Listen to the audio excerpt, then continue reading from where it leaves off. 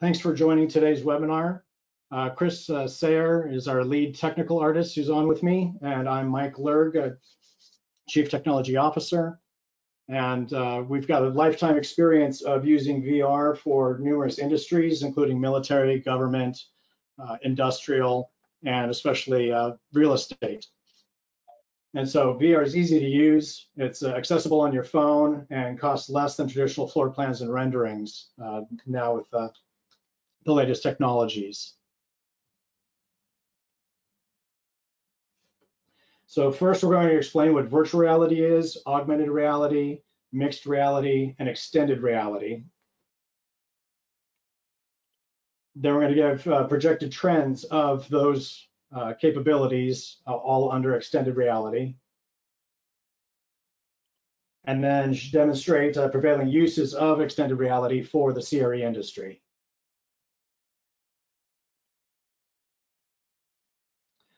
So virtual reality is traditionally refers to a computer-generated experience where a person is in a artificial 3D environment and then using electronic devices, goggles, a screen, gloves, they can then experience that space. In recent years, that definition has been expanded to include 360-degree spherical images, photos, and videos like Google Street View.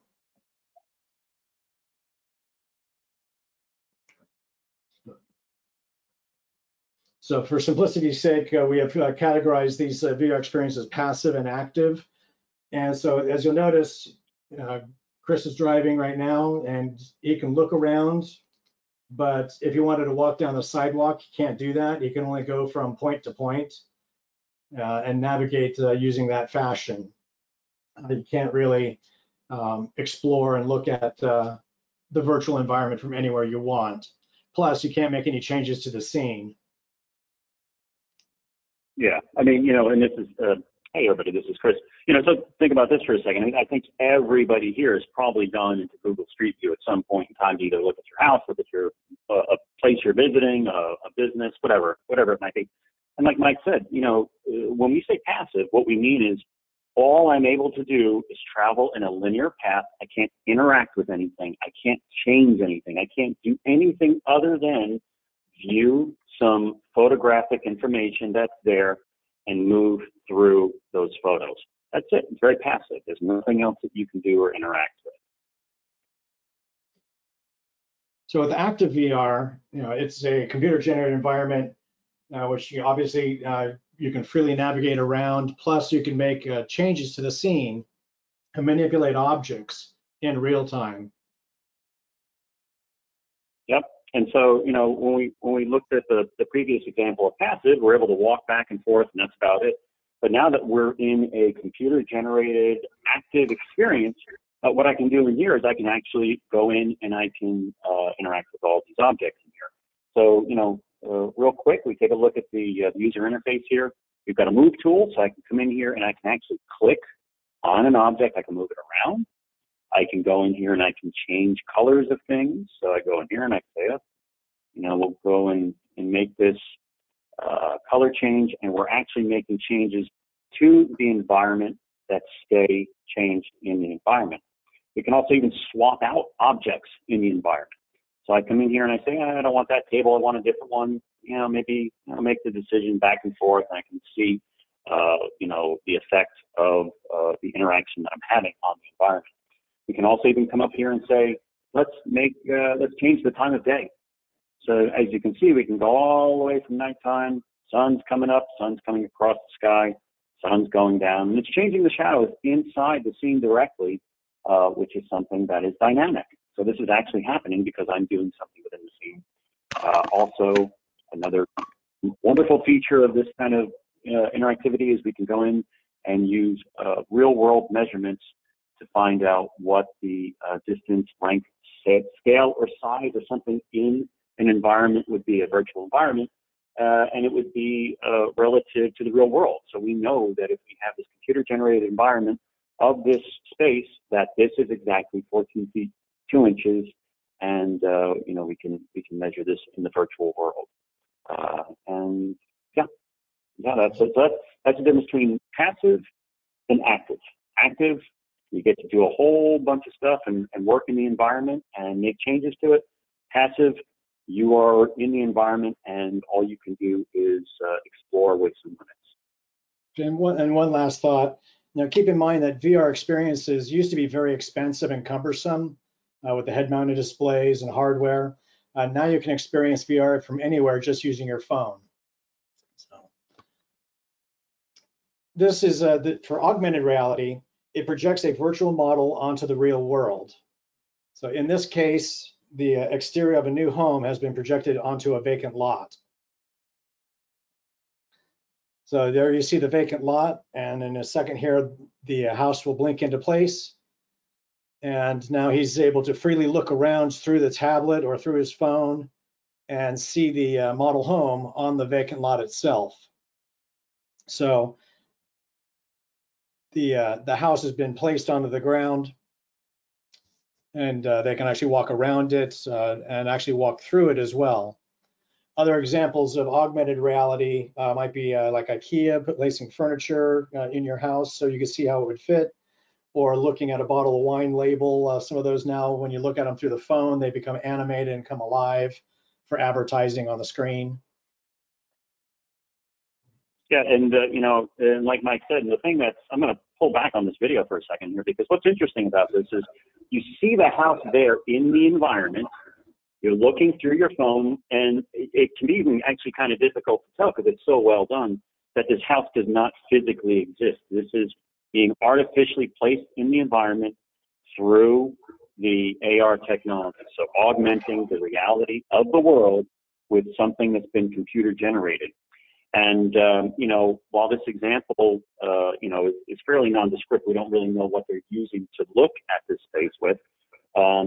Many of you may have seen, the latest iPhone and iPad Pro that are, available, where it has LiDAR scanning built into it, so you can scan an area of a space, and then you can place some augmented reality objects into it.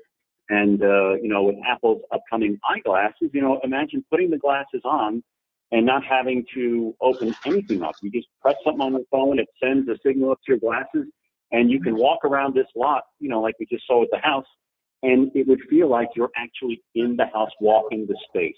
So we're really, we're looking at the trend of being able to envision a future state or envision the possible where currently it doesn't exist, and feeling like you're really in there. Yeah. So with in this video, with a mixed reality experience, virtual objects and information overlay and interact with the real world objects. As you can see in the image of the video that we're going to play, there's the orange highlighted virtual tool, and it's going to demonstrate where and how it is to be used. And it's intelligent enough to know what you're looking at and where should it go relative to the real world object itself. It has object recognition. So unlike augmented reality, where the virtual asset is simply projected onto the virtual environment, the virtual environment is projected onto the real world environment. Mixed reality, the virtual object can recognize, identify, and interact with the real world objects. So you might have a new employee, maybe wants to do some basic training on how to do the assembly of this piece of equipment. And so as she looks through the HoloLens that she's wearing, she's getting the step-by-step instructions, as well as the parts being highlighted as to where to find the parts, how to use the tool, how to position it for assembly. All of that is what makes it mixed reality versus augmented reality, is the fact that the virtual environment is responding to and interacting with the real world. You can maybe an example for how that might apply in the real estate industry would be to be within an existing office and needing to do a retrofit or a test fit, and being able to remove walls and not just place furniture like IKEA does, but actually rearrange the architecture itself and lay that out.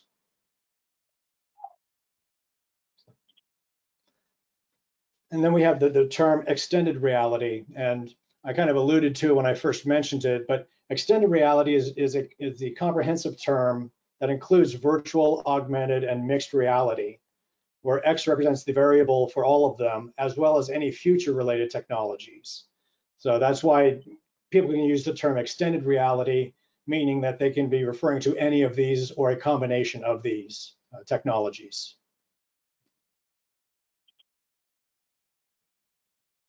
Okay, so we're going to have a poll. Let me launch.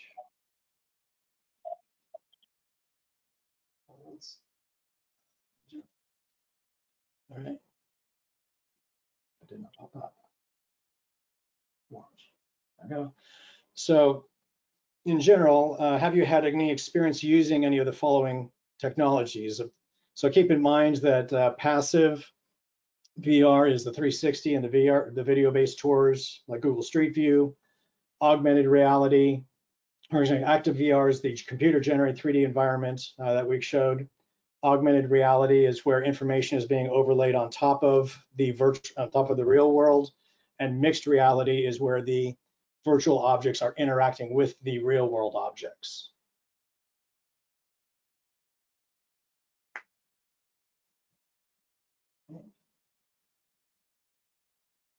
So we've had about half of the people voted so far.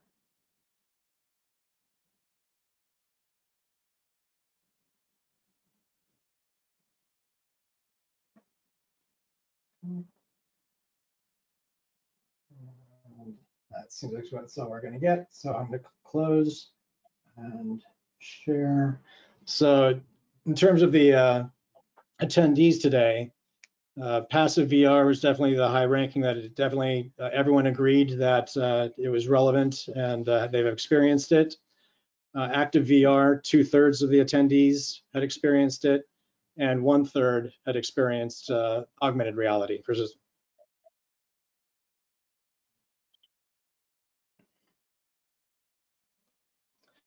So this chart represents the virtual reality and augmented reality usage within the US for all industries, not just real estate. And so on this first chart, the augmented reality users, which is the red line, they have experienced AR at least once in the month, and that they're surpassing the use of VR users with both head-mounted displays with and without head-mounted displays. So they are going to be reaching 95.1 million users in the next 2 years.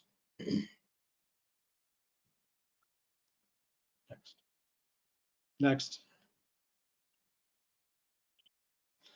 So on the second slide is the penetration of the use of VR and AR.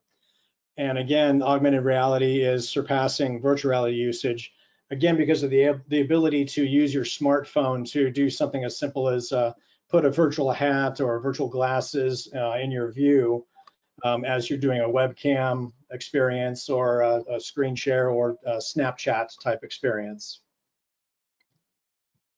So the trend is that the whole industry is going to reach $1.1 trillion by 2030.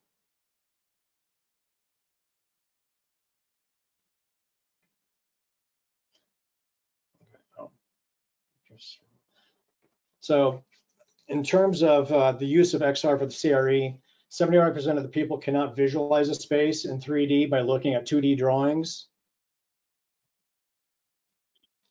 75% want a tour that can be seen long before they actually go and visit it, which is driving the brokers. 66% of them are preferred by clients that offer VR tours. And that's then driving the brokers, 89% of them believe that they should be using VR in their sales and marketing.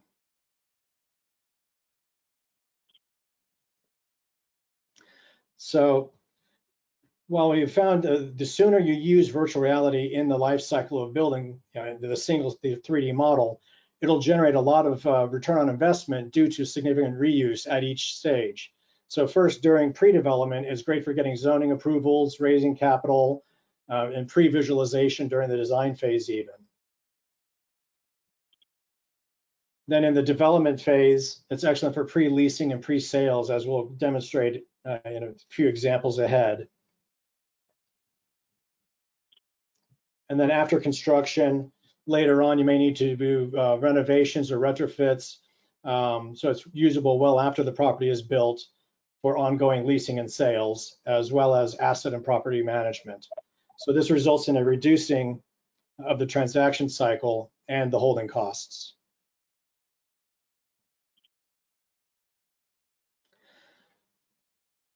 So in this first example, there's for planning, it's difficult to read the 2D site plan, and just a reference image from what we're given to create this. And so PIX helped our client accurately depict the potential site and how it could be used by actually building out the 3D scene. And so as you compare the two, of that, just looking at that site plan versus the 3D model, it's very clear that you can now understand what the intent of the property owner had in mind. So it's inherently easier to understand at a glance. Also, we're able to freely navigate, look at it from anywhere, and not just orbit around it, but actually walk around it as well.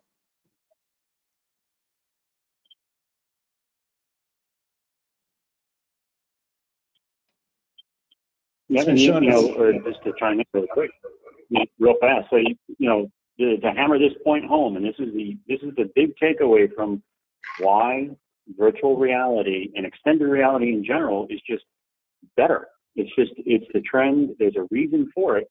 It's a better way to share information, to understand what's going on, and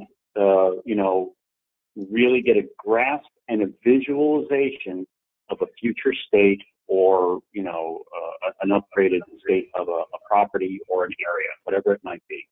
And I think the example shows this clearly. There was the previous way of doing it, 2D renders, 2D image, 2D site plan, and now we're in this point where we're actually looking at going in and being able to visualize things with virtual reality and computer-generated, spaces. In this next example, the property owners were expanding the apartment complex to the new site and needed to get some permit approvals and zoning changes for the parking and building height and line of sight view, privacy of the residences that live on the back of the property. And so we could jump ahead. And as you can see, what we're showing right now. What we're showing right now is a 360 video. So this is a render of the actual site. And so I'm able to actually take a look around back and forth as we fly through. And you can see the property here over on the left-hand side with the expansion of these units across from this hotel that's sitting over here. So we've got, the ability to take a look at what's going on with this Holiday Inn in regards to the placement of the expansion of the property. And we're also going to be able to go around the back here, and we've got these massing models set up where we can see, the line of sight from the top floors all the way, across the property line, to how that would impact the neighbors back here, as well as the business that's on the side. We can even drop down into each one of these properties and show that because of this wall that we've got up here, this privacy wall, that the neighbors here don't have to worry about whether or not they're going to be, they're going to be spied on from the neighbors. So this helps, visualize that point and, give a great understanding of, building this and, the zoning changes that would be required. And for this next example, we're going to demonstrate it later in a future slide, but through the client's ability to broadly market this property before construction began, because from the quick tour, you're able to make unlimited renderings. They're able to pre-sell 95% of the units before construction was complete. In the process, the VR model not only helps them qualify for their funding before construction, but the bank released the funds earlier than planned, eliminating the risk of the owners and investors.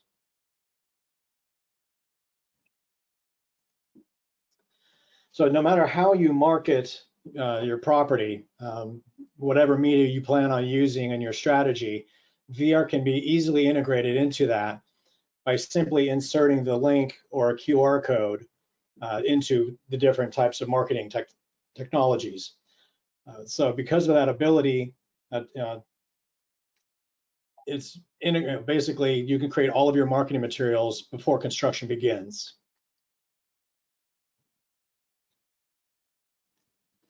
So here are two examples that I alluded to. The one on the left is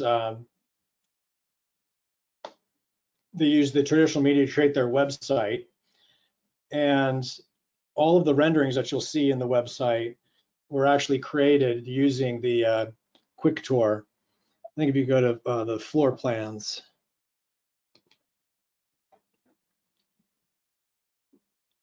they didn't.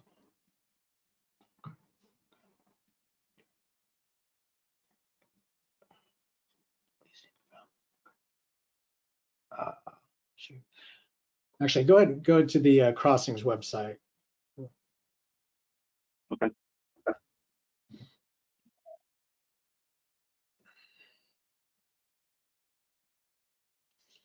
So here. So as you scroll down here,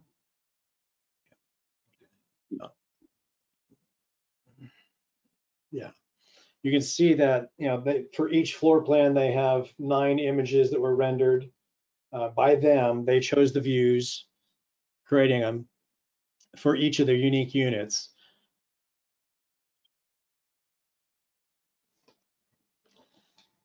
And then if we go into one of the units, notice one of the main things is the 3D scene is actually loading in the web page.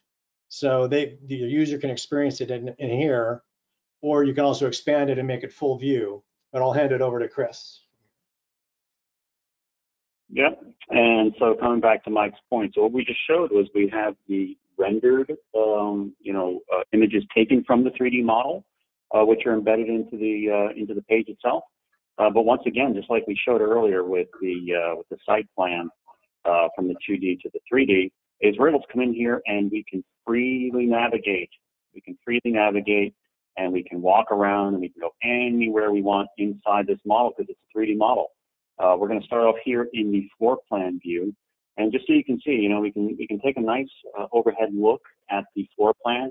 We can interact with the model by rotating around, and we can zoom in, we can zoom out, we can go wherever we want here. And so this is the active interaction that we're talking about. Let's drop back into the entrance. And one of the things that's nice about this, and when we talk about interaction, is the way that we can visualize, multiple ways of seeing the surfaces and the amenities of the property here. So let's take a look at, we've got this, Unit A, which is showing this light colored floor, and we've got this very particular paint color on the wall here. And, we've got cabinets and countertop here that, is set up for this unit. So now if we were to click on the C option, what we're going to do is we're going to take a look at that. We're going to look at it with a different configuration of materials in place. So now we've got a different paint chip or a paint color that's on the walls. We've got different cabinet color. We've got different countertops and the flooring. And so, we can visualize this space very differently with just the click of a button and give somebody, a better understanding and a more informed, the ability to have a more informed choice when they're trying to decide, well, what kind of package would they be going for? Because remember, this is being shown before construction is complete on this site, and they don't have an actual unit to show. And not only that, but they don't have different options to show off. So, this is going to help somebody, understand what the impact of their choices are, see it and interact in the environment and walk through it as if they're really there. I was wondering if you can hit your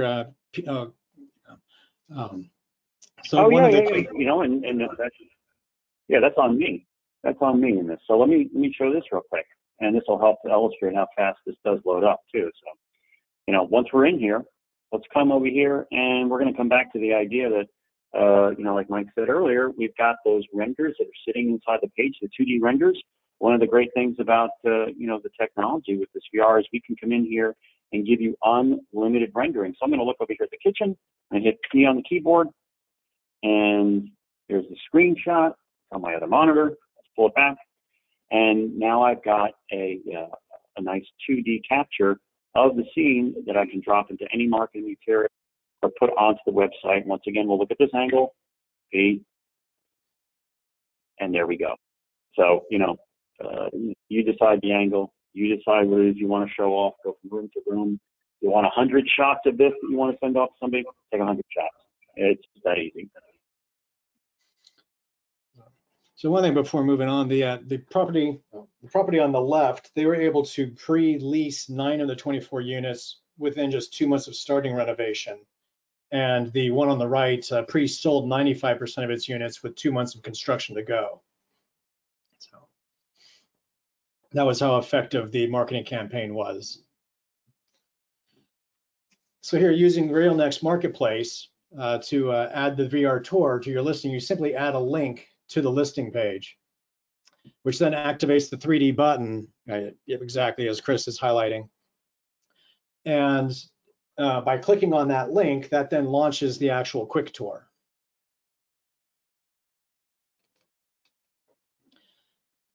We're going to let this guy load up for a second. We're going to put it on a playthrough so you can just see the actual overall site of the property.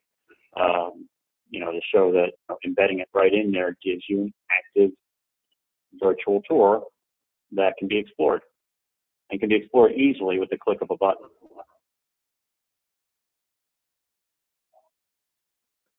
And the only other thing I do want to show real fast is we're just going to drop into the warehouse here. We're going to look around. We're not going to go through the whole thing, but just to show, a little bit of the capability and the power of VR and how we can interact with things, is I'm going to click here on the sprinkler system, and I'm going to show that, just by clicking on an object inside of the scene, we're able to load up a video or a PDF or a web page, whatever it might be, that's actually linked to that object in the scene. So we can share information very easily with a single click and, give an interactive experience that helps people not only understand the space in terms of placement, layout, scale, color of walls, and all sorts of things, but we can drop that information into the scene and attach it to objects to give greater understanding as well. So on other platforms for listing pages, you can either include the URL or possibly a clickable image, depending on what the platform allows you to do, to then launch the VR tour.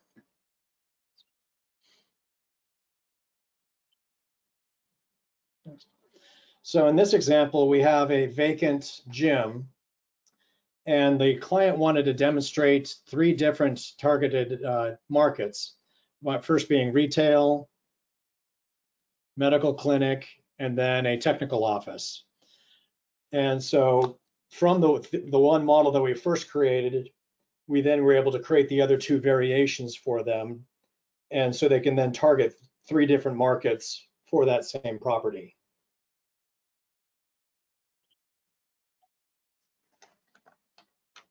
Okay, so we're going to jump right into the vacant real quick, and it's just we're going to highlight, overall the differences and how we can understand the space by a virtual tour. So let's go in here. Let's take the top off.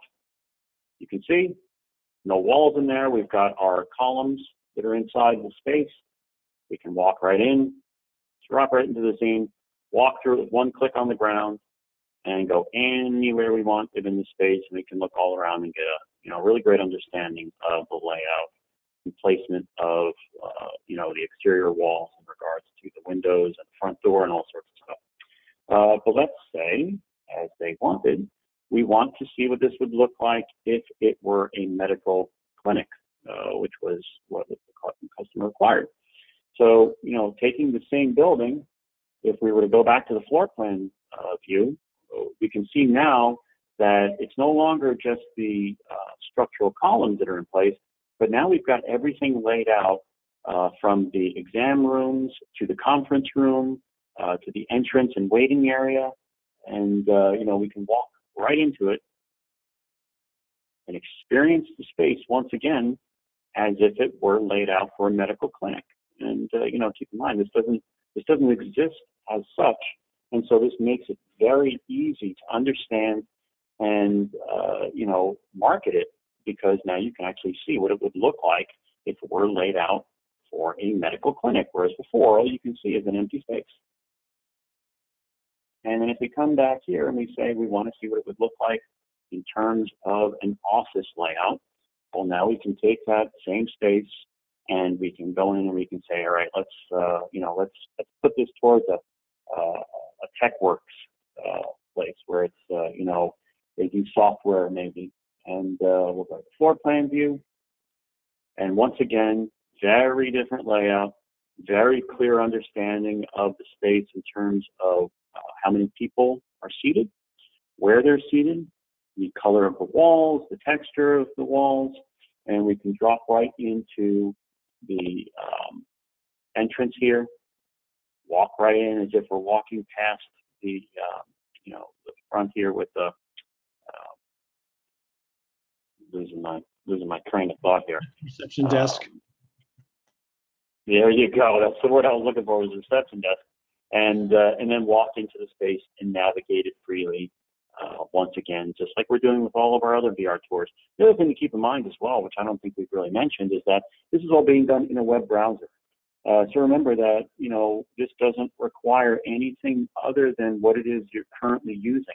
And this works on your smartphone, it works on your tablet, it works on Apple, it works on Windows, it works on whatever it is that you are, utilizing day to day. And, the only requirement is that you actually have an active internet connection, which most people have, I think, 99.9% of the time, unless you go outside an area where you don't have any connection. So you're always able to access a virtual tour.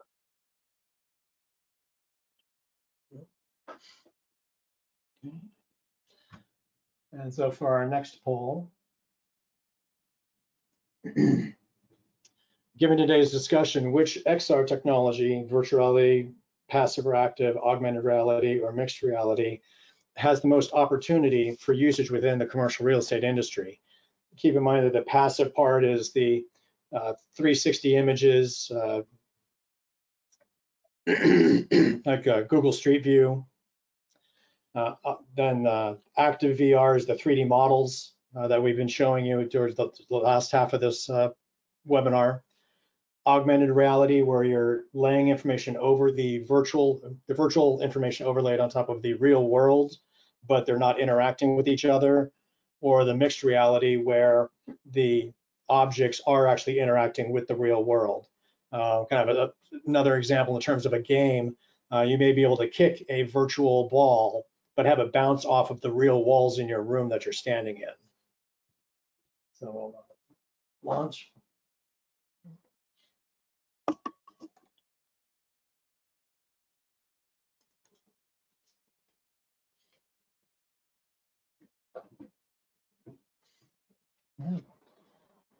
We have some people starting to respond.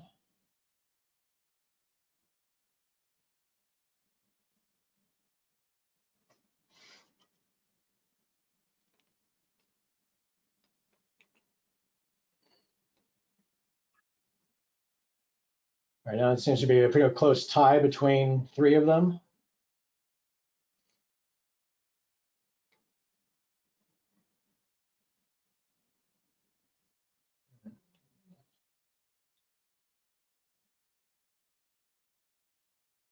Okay, roughly half the people have voted so far.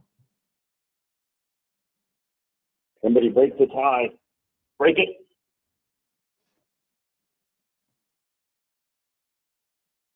Just need one more vote to break a tie. Oh no, now it's an even tie across the board. You gotta go mess with us, huh? Yeah, come on. 3 tied to 4 tied. You got just one more vote by one person. You got 10 seconds. 8, All right, closing the poll. I guess it's an even understanding. I guess everybody thinks that there's a, opportunity for all of them. What was interesting is when it started, when it was tied with 3, it was VR active, augmented reality, and mixed reality were the 3 that were tied at 33% each. And then the 4th vote then brought it to 25% each. So.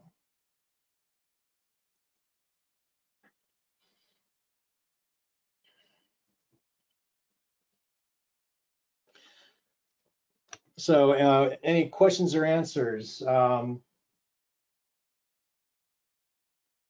There's the subscription. Okay, so let's see here. Let's see, one question. Trying to bring it up. Sorry.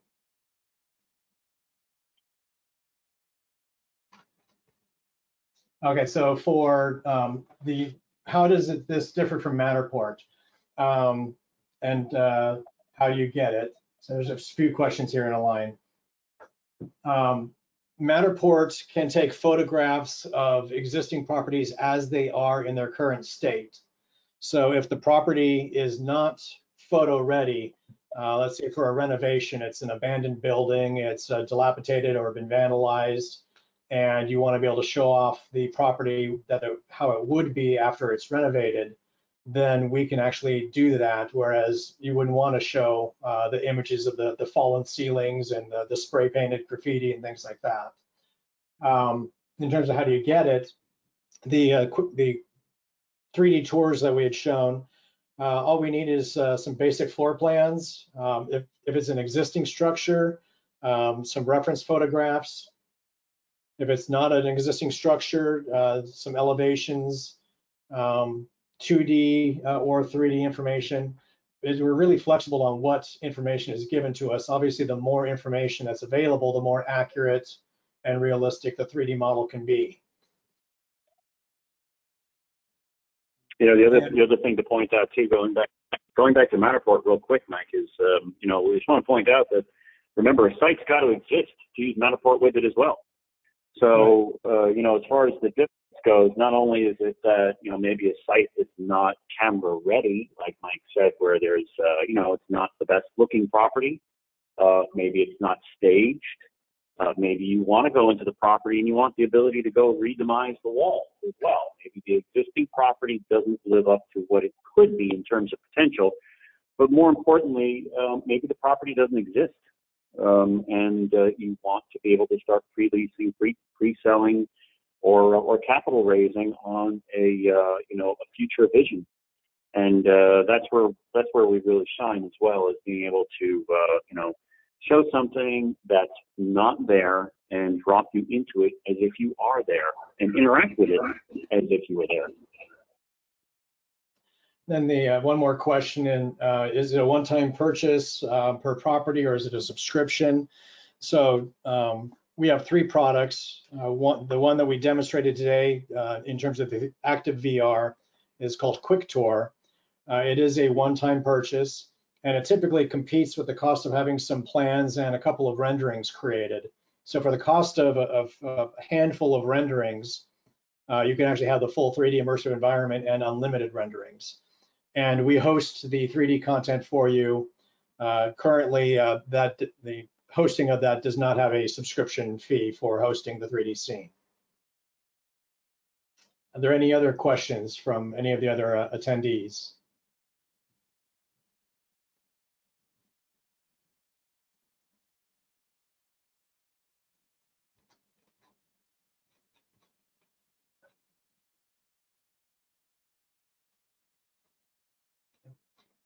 Okay, well, thank you very much. Please feel free to contact myself, Mike Lerg, at the phone number or email displayed, or you can contact us at our website. Thanks for your time and have a good day. Well, and and real quick, just if anybody's interested, next week we have a webinar, how to leverage virtual reality for real estate. So, if you enjoyed today's webinar and you want to learn a little bit more on, leveraging virtual reality for real estate, come join us next week. and let other folks that you know, if you think they might be interested, that we have this webinar going on. So look for us every Thursday to be doing something like this and helping to